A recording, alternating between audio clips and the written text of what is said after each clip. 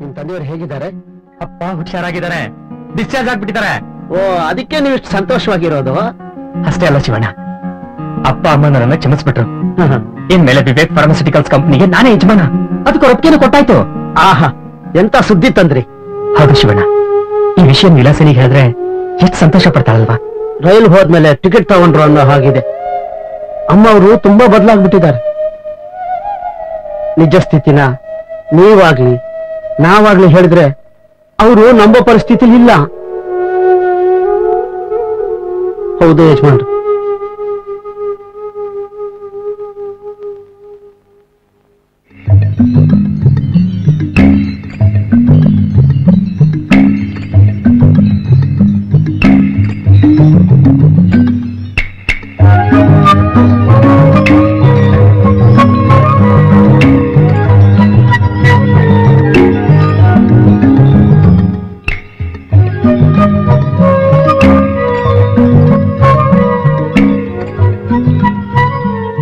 ಏನು ಹಾಗೆ ನೋಡ್ತಾ ಕೂತ್ಬಿಟ್ರಿ? ಬೇರೆ ಏನು ಕೆಲ್ಸ ಅಲ್ವಾ? ನೀನು ನೋಡೋದೇ ಒಂದು ಕೆಲಸ ಚಿನ್ನ. ನೀನಿಲ್ದೆ ನನ್ಗೆಷ್ಟು ಬೇಜಾರಾಗಿತ್ತು ಗೊತ್ತಾ? ಆಮೇಲೆ ನೀನು ನನ್ನ ಹೃದಯ. ನಿನ್ನ ನಾನೆಷ್ಟು ಪ್ರೀತಿಸ್ತೀನಿ ಗೊತ್ತಾ? ನೀನು ಒಂದಿನ ದೂರ ಆದ್ರೂ ನನ್ನ ಹೃದಯನೇ ನಿಂತೋಗುತ್ತೆ. ಸಾಕು ಸಾಕು, ಯಾವ ಸಿನಿಮಾ ಡೈಲಾಗ್ ಹೇಳ್ತಾ ಇದೀರಾ? ನೋಡು, ಮನಸ್ಸಿನಿಂದ ಬರೋ ಮಾತನ್ನ ಸಿನಿಮಾ ಡೈಲಾಗ್ ಅಂತ ಹೇಳ್ತೀಯಲ್ಲ, ಅದಕ್ಕೆ ನಿನ್ನ ಹಳ್ಳಿ ಹುಡುಗಿ ಅಂತ ಹೇಳೋದು. ಏನಂದ್ರಿ? ಹಳ್ಳಿ ಹುಡುಗಿ ಅಂತೀರಾ? ರಂಗಣ್ಣ, ಫೋನ್ ನೋಡು.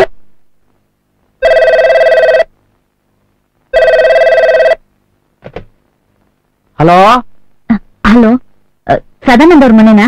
ಹೌದು, ನೀವ್ಯಾರು? ನಾನು ಆಫೀಸಿಂದ ಕಾಲ್ ಮಾಡ್ತಾ ಇದ್ದೀನಿ. ಅವರು ರೂಮ್ ಅಲ್ಲಿದ್ದಾರೆ. ಅವ್ರ ಮೊಬೈಲ್ ಫೋನ್ ಮಾಡಿ. ಸ್ವಲ್ಪ ರೂಮ್ ಕನೆಕ್ಟ್ ಮಾಡ್ತೀರಾ? ಆಫೀಸ್ ಫೋನ್ ನ ರೂಮ್ ಕೊಡೋದಿಲ್ಲ. ನಿಮ್ಗೆ ಅರ್ಜೆಂಟ್ ಇದ್ರೆ ಆಮೇಲಿಂದ ಮಾಡಿ, ಇಲ್ಲಾಂದ್ರೆ ನಾನೇ ಮಾಡಿಸ್ತೀನಿ. ನಿಮ್ ಹೆಸರೇನಂತ ಹೇಳಿದ್ರಿ? ಆಫೀಸಿಂದ ಅಂತ ಹೇಳಿದ್ನಲ್ಲ. ರಂಗಣ್ಣ, ಯಾರ್ದು ಫೋನು? ಆಫೀಸಿಂದ ಅಮ್ಮವ್ರೆ. ಇವನ್ ಆಫೀಸಿಗೆ ಹೋಗಿಲ್ವಾ? ಹೋಗಿದ್ರು, ಮಧ್ಯಾಹ್ನ ಊಟಕ್ಕೆ ಬಂದವ್ರೆ. ಸರಿ, ಆಫೀಸಿಗೆ ಹೋದ್ರೆ ರಾತ್ರಿ ಆದ್ರೂ ಮನೆಗ್ ಬರಲ್ಲ. ಹೋಗದೆ ಇದ್ರೆ ಈ ಅವಾಂತರ. ಸದಾ, ನಿನ್ ಆಫೀಸಿಂದ ಫೋನ್ ಬಂದಿದೆ ನೋಡು. ಆಫೀಸಿಂದ ಫೋನಾ? ಯಾಕೆ? ಮೊಬೈಲ್ ನಂಬರ್ ಕೊಟ್ಟಿಲ್ವಾ? ಕೊಟ್ಟಿದ್ದೀನಿ, ಆದ್ರೆ ಈಗ ಸ್ವಿಚ್ ಆಫ್ ಮಾಡಿದ್ದೀನಿ. ಯಾಕೆ? ಅಂತಃಪುರದವ್ರು ಬಂದ್ಮೇಲೆ ಸ್ವಿಚ್ ಆಫ್ ಮಾಡ್ಬೇಕಲ್ಲ. ಇದ್ಯಾಕೋ ಅತಿ ಆಯ್ತು. ಹೋಗ್ ಫೋನ್ ಯಾರ್ದು ಅಂತ ನೋಡಿ. ಪರವಾಗಿಲ್ಲ ಬಿಡು, ಏನು ಮುಳುಗೋಗೋದಿಲ್ಲ. ಹೋಗಿ ಅಂದ್ರೆ ಅಯ್ಯೋ, ಹೋಗಿ ನೋಡಿ.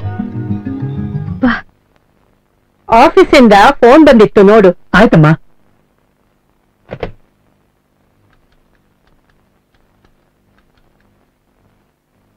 ಹಲೋ, ಯಾರು ಫೋನ್ ಮಾಡಿದ್ದು? ನಾವ್ಯಾರು ಫೋನ್ ಮಾಡಿಲ್ಲ ಸರ್. ಆಫೀಸಿಂದ ಅಂತ ಯಾರೋ ಲ್ಯಾಂಡ್ ಲೈನ್ಗೆ ಫೋನ್ ಮಾಡಿದ್ರಲ್ಲ, ನೀವ್ ಯಾರಿಗಾದ್ರೂ ನಂಬರ್ ಕೊಟ್ಟಿದ್ರಾ? ಹೌದು ಸರ್, ಅರ್ಧ ಗಂಟೆಗೆ ಮುಂಚೆ ವಿಲಾಸಿನಿ ಮೇಡಮ್ ನಿಮ್ ನಂಬರ್ ತಗೊಂಡ್ರು. ಸರಿ, ಇವಳೆ ಫೋನ್ ಮಾಡಿದ್ಲು. ಇವತ್ತೆಲ್ಲ ಸೂಕ್ಷ್ಮವಾಗಿ ಹೇಳ್ಬಿಡು.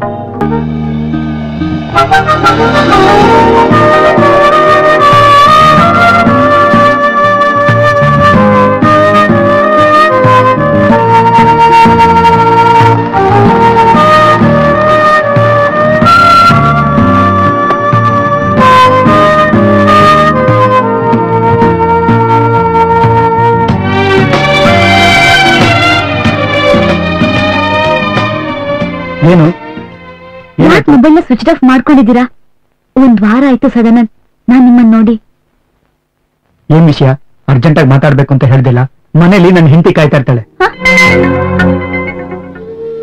ಗೊತ್ತಾಯ್ತು, ನನ್ಗೆಲ್ಲ ಗೊತ್ತಾಯ್ತು.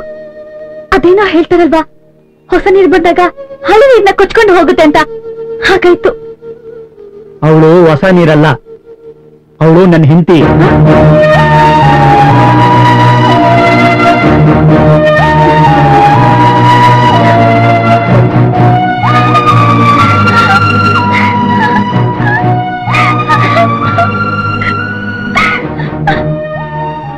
ವಿಲಾಸಿನಿ, ಯಾಕೆ ಅಳ್ತಾ ಇದೀಯಾ? ನೋಡು, ನೀನ್ ಈ ರೀತಿ ಅಳ್ತಾ ಇದ್ರೆ ನೋಡ್ದವ್ರು ಏನ್ ಅನ್ಕೋತಾರೆ? ಯಾಕೆ ಹೀಗ್ ಮಾಡ್ತಾ ಇದ್ದೀರಾ? ನಾನೇನ್ ಮಾಡ್ದೆ? ನಿಮ್ಮನ್ ಬಿಟ್ಟು ಬದುಕಿರಕ್ಕಾಗಲ್ಲ ಸದಾನಂದ್. ನೀನು ಮದುವೆ ಆದವಳು, ನನಗೂ ಹೆಂಡತಿ ಮಕ್ಳಿದ್ದಾರೆ. ನಾವ್ ಈ ರೀತಿ ಸುತ್ತಾಡೋದು ಸರಿ ಕಾಣಿಸಲ್ಲ ಅಂತ ಅನ್ಸುತ್ತೆ. ನಿಮ್ಗೆ ಗೊತ್ತಾಯ್ತಾ? ನೋಡು ವಿಲಾಸಿನಿ, ನಿನ್ ಸಂಬಂಧ ಬೇಕು ಅಂತ ನಾನೇನು ಹುಡ್ಕೊಂಡ್ ಬಂದಿರ್ಲಿಲ್ಲ. ಅದು ನಿನಗ್ ಗೊತ್ತು ಯಾಕಾಯ್ತು ಹೇಗಾಯ್ತು ಅಂತ. ಹಾಗಂತ ನಾನ್ ನಿನ್ ಫ್ರೆಂಡ್ಶಿಪ್ ನ ಮುರಿತಾ ಇಲ್ಲ. ನನ್ ಕೈಲಿ ನಿಮ್ಮನ್ ಬಿಟ್ಟಿರಕ್ಕಾಗಲ್ಲ ಸದಾನಂದ್. ನನಗ್ ನೀವ್ ಬೇಕು, ನಿಮ್ ಪ್ರೀತಿ ಬೇಕು. ನೋಡಿ, ನಾವ್ ತುಂಬಾ ದೂರ ಬಂದ್ಬಿಟ್ಟಿದೀನಿ. ನನಗ್ ದೂರ ಮಾಡ್ಬೇಡಿ ಸದಾನಂದ್, ದೂರ ಮಾಡ್ಬೇಡಿ. ಹಾಗೊಂದ್ ವೇಳೆ ಮಾಡಿದ್ರೆ ಏನ್ ಮಾಡ್ತೀಯಾ? ನಿಮ್ ಮನೆ ಮುಂದೆ ನಾ ಸತ್ತು ಹೋಗ್ತೀನಿ.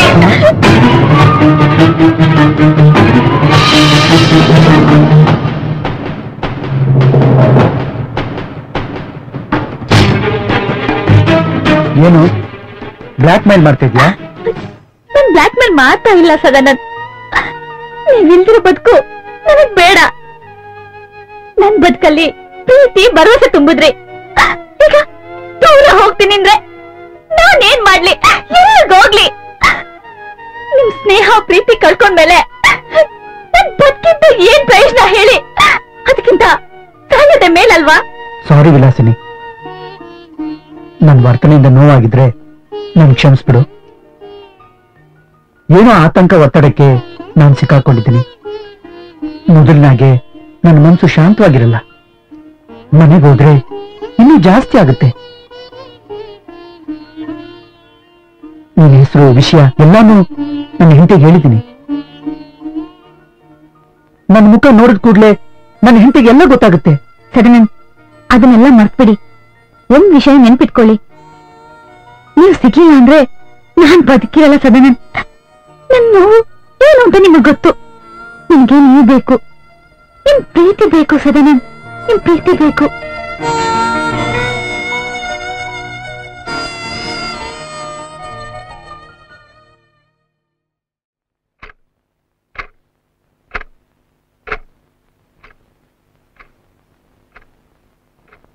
ಇಷ್ಟೊತ್ತಾದ್ರೂ ಮನೆಗ್ ಬಂದಿಲ್ಲ.